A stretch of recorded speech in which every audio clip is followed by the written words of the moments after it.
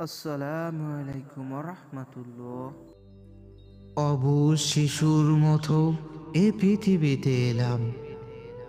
না ছিল শিক্ষা, না ছিল দীক্ষা, মুখে উচ্চারিত হতো না একটিও শব্দ। তবুও আজ এত জ্ঞান, এত বুদ্ধি, এই সবই তো রবের দান। আল্লাহ তাআলার অসীম করুণার আহ্বান। নিরালয় পথে ধারে গাছপালা পাখি ডাকে, প্রকৃতির নীরব সুরে আমি খুঁজি কে দিল এত সৌন্দর্য, কে সৃষ্টি করলো জঙ্গল পাহাড় নদীর ধারা। সৃষ্টির প্রতিটি আয়নায় লেখা রব আছে, রবেই তো সর্বশক্তির মালিক।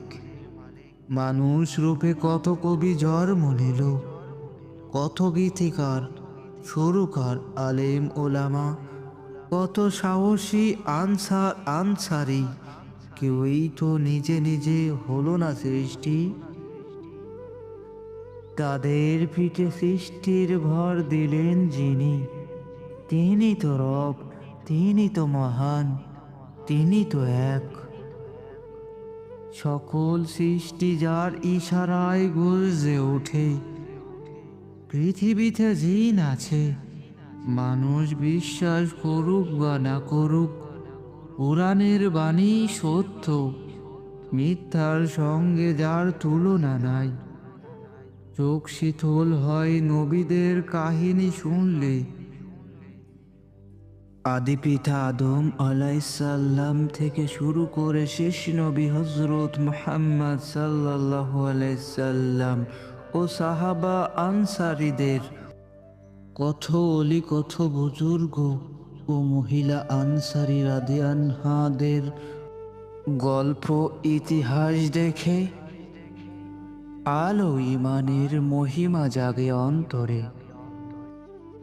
কিন্তু সকল মহিমান্বিতের মধ্যেও সর্বোত্তম, সকল নবীর সর্দার, রাহমাতুল আলামিন মুহাম্মদ মুস্তাফা সাল্লাল্লাহু আলাইহি সাল্লাম।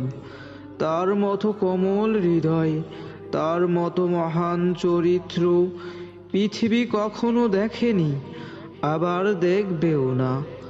তাই আমি প্রার্থনায় বলি, মনে প্রাণে গাই, লা ইলাহা